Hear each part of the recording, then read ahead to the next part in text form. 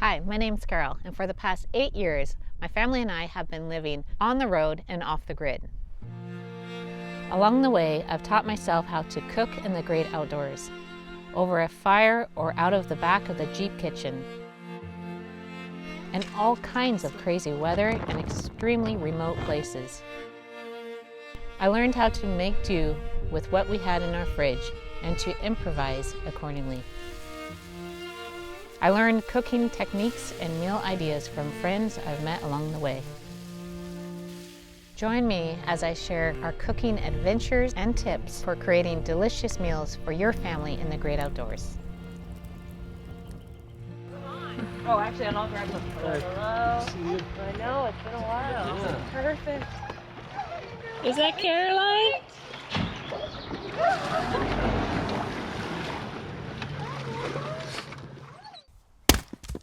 Good morning. Today is a special day. We have Caroline and my brother and family up for a few days here at the cabin, and we are going to be making a meal that she's made many times on the trail. So cooking with fire, you always need to take precaution, and today has a little bit of a gust, so I put up our windscreen and always have a bucket of water nearby. So let's get going. Ready? You got it?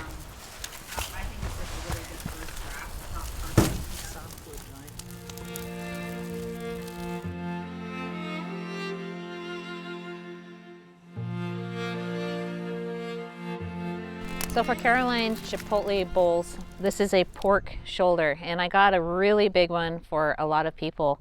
But to cut down on cooking time, I cleaned up a little bit of the fat off of it, not too much, but now I'm going to be cutting it into about 4-inch pieces so that the cook time will go a lot faster.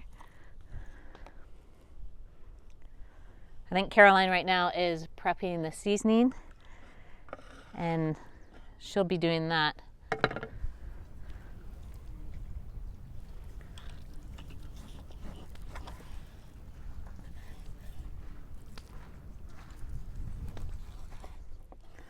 So just pieces like this.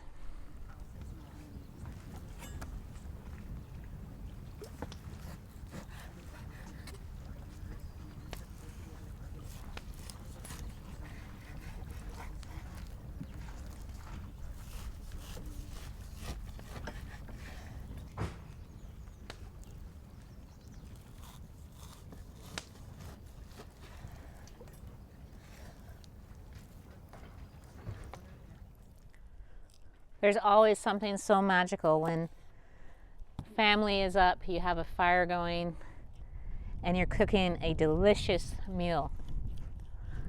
Even the little ones can help out, and then it just makes it where everyone's involved. It's a lot of fun.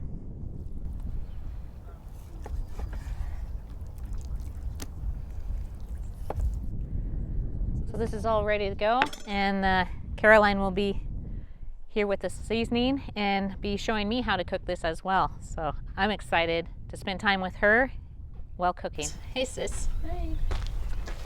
So what's all in here? It's a mixture of garlic powder, onion powder, paprika, chili powder, and even taco seasoning. Ooh, that's gonna be great. Yeah, you can have a mix of all of these, or you can take away or add whatever you want depending on how spicy you want it or how much flavor you want. We really like a lot of flavor, and I personally love spice, but yeah. That sounds good. Do you want me to be heating this up while you rub it down? Sure. All right.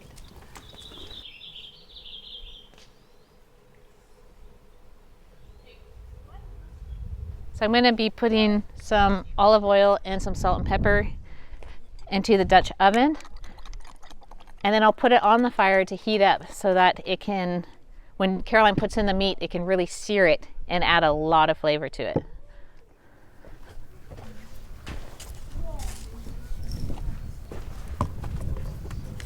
Do we have straw?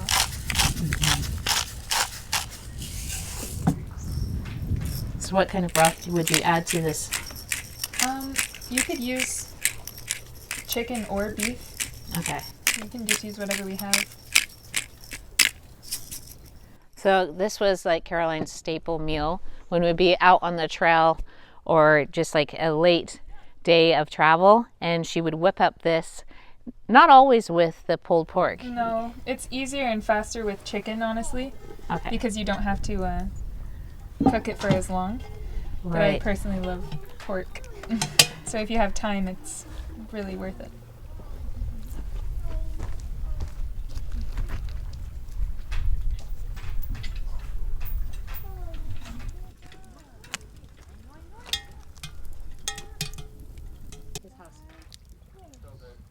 So now that we got the mix of seasonings all on the meat, you want to kind of pat it in so that it's nicely soaking into the meat. And you can do that in all different ways, but I just like to put it straight on the meat. It doesn't really matter, especially when you're camping or on the road. You don't always have everything with you, but so that's a pretty simple way to do it. Oh, because sometimes you would use the mustard to bind it. Yeah, or just different. There's Okay. lots of different ways. But then when you're actually going to put it in the pot, there's a couple other ingredients that you want to add so that they can all cook together while the meat is cooking. And that will be some white or sweet onion, the adobo chili peppers. Yum. That's an optional one, but it adds a lot of the chipotle flavor. And then broth. But if you don't have broth, you can also just use water. I've done that before. But you can use chicken or beef broth. And then salt and pepper. And then if you want to add a little bit more spice as well, you can add a jalapeno, which I'm going to do. And garlic. Perfect. So I'm just going to cut all these up. And I'll get the water for the broth.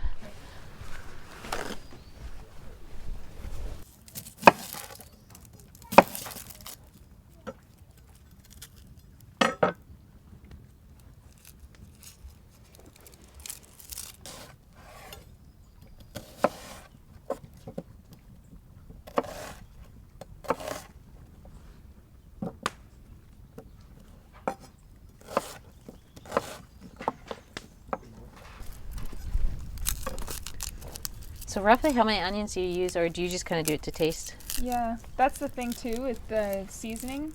It's all just seasoning and all these, it's kind of however much you want. I'm not really one to follow a recipe too much, but we can put a more specific recipe if you want in the description.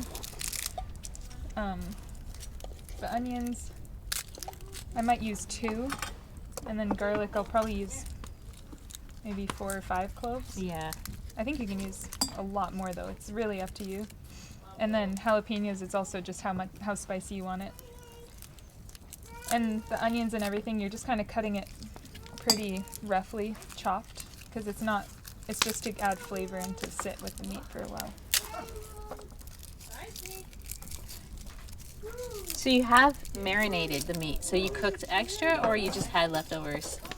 When we were on our trip near Flagstaff. Marinated. Oh, yeah. With the chicken, I did marinate it a bit, or just mixing it together in a bowl or a bag just makes the seasoning really get into all the meat. That's right. You kind of did it in the morning, and then, or the night before, because we were like making something similar, and then she let it just marinate in the fridge all day, like all night and then all day. And then when it came to dinner time, she had it out in a baggie. Oh, brilliant. I miss having Caroline around for those little tips. So I'm just going to be adding the water for making the broth.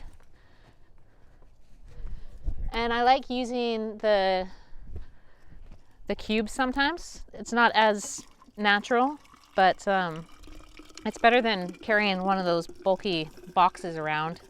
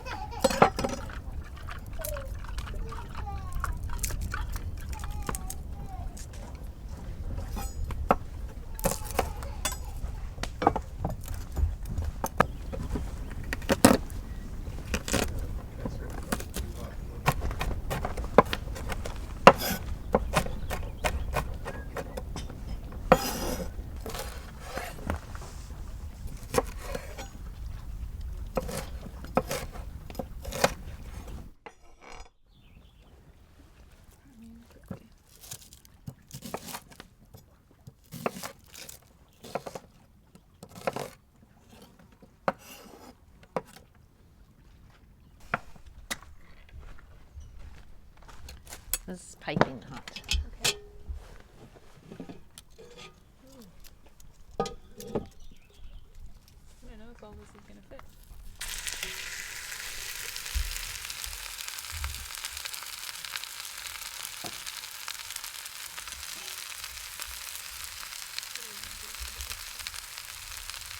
Do you think it's okay to layer it?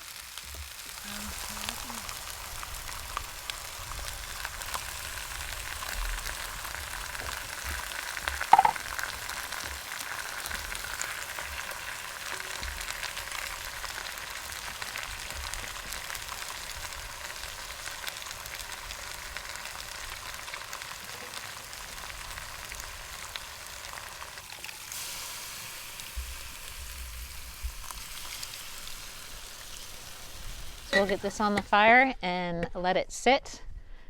I think we should do some target practice while we're waiting. Sounds good. Sounds good to me too. So we have some left over, which is perfect. We'll put it in a big Ziploc bag, and that's what Caroline has been teaching me over the last like 2 years or so that she's been making this meal. And then it will just marinate again, and we'll add a little bit of like this broth to it, and then cook it up tomorrow and have some tacos. 2-in-1.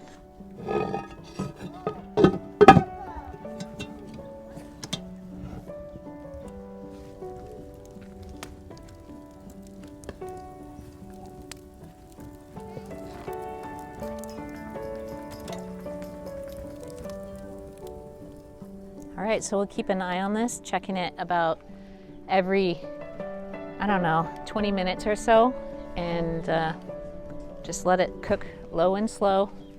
Keeps it really simple.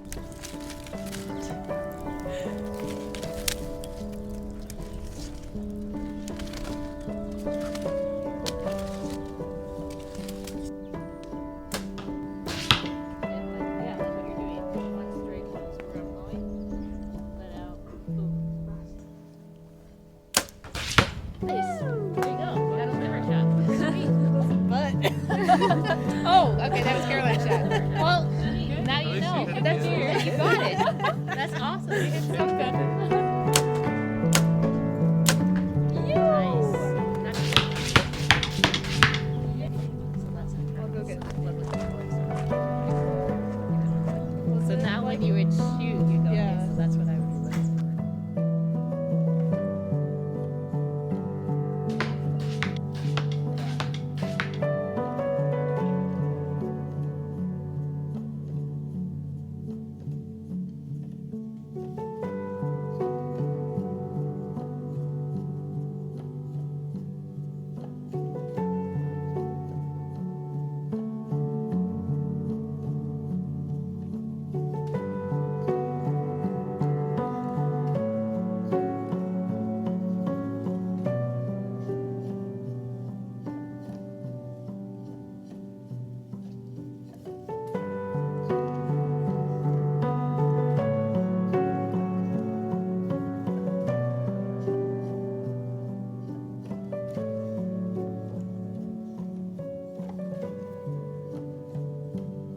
One of my favorite memories enjoying this meal on the trail was in the backcountry of Arizona.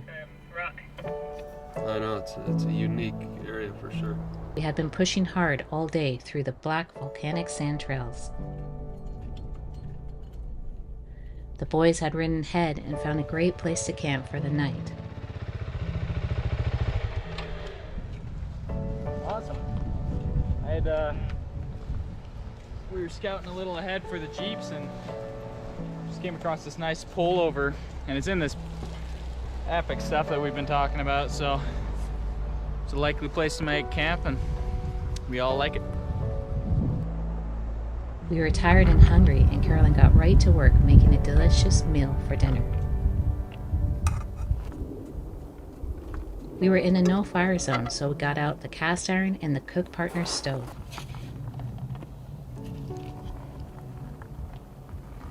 We sometimes get the question, that looks delicious, but can this meal be made in camp?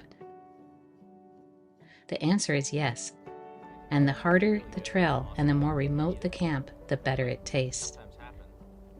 These are the memories we will cherish forever.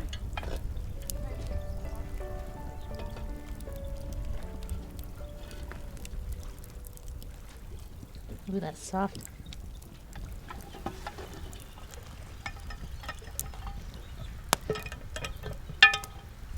So we saved a little bit of the juice or marinade for the pork shoulder that we didn't end up cooking, so that I can put it in a Ziploc bag all together and let it sit overnight. And then now we get 2 meals out of 1, and I'll make some tacos for tomorrow. Say lines and say avocado and jalapeno.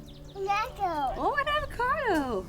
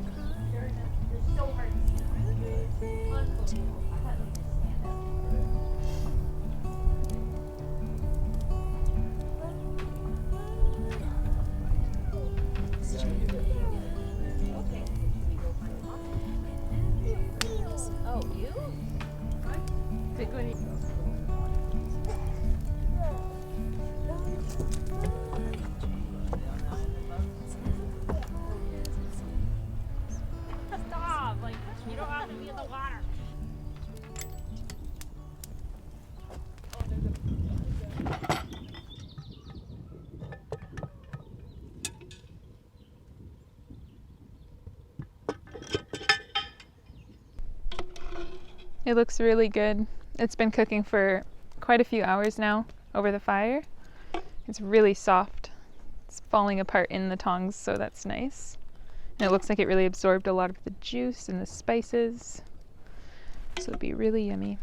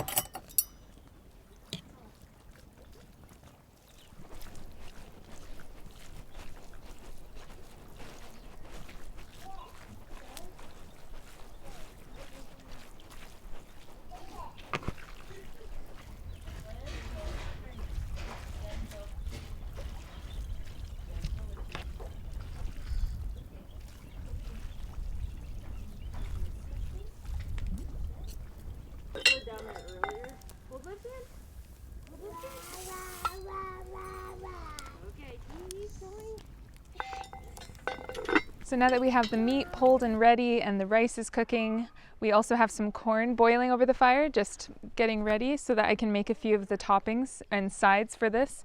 And that will be a corn salsa, a tomato salsa, and then the cilantro lime rice and guacamole.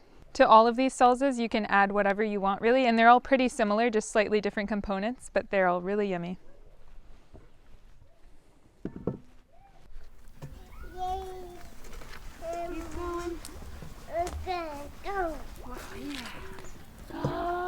Who is that? Woohoo! King of the mountain. Say king. King. Okay, come with mom. Down here. Over this way. Over here on this ledge. Over here, not over there. Over here. Over on this side.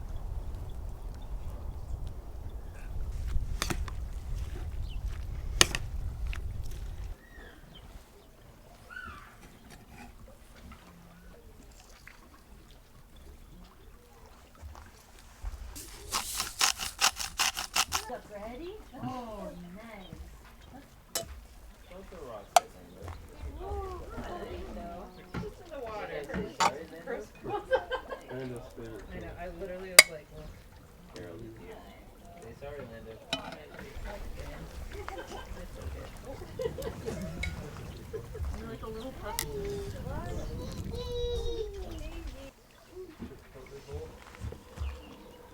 Oh yeah. It's been years since I've had this. I forget that all the time.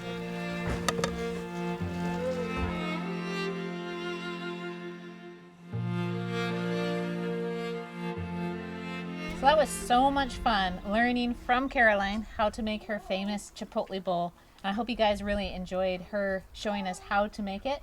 We are being swarmed by these little bugs, and she was brave enough to really work through it and show us how it's done. So we're gonna dig in, but then we're gonna run inside.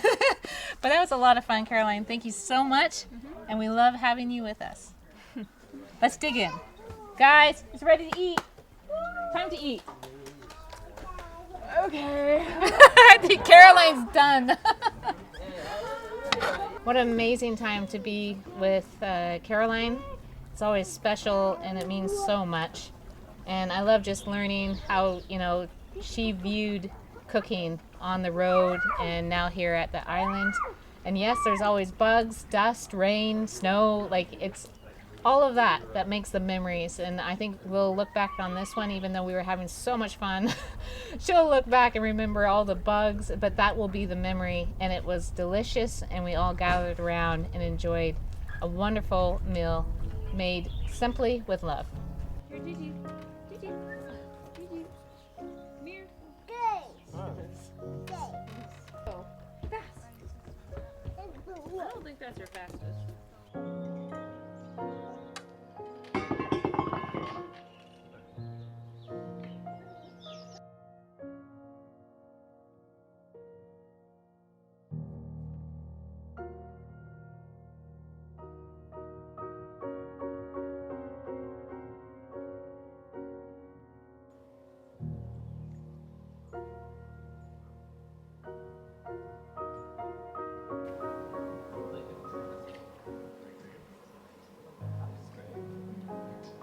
Now on your line that's now whipping.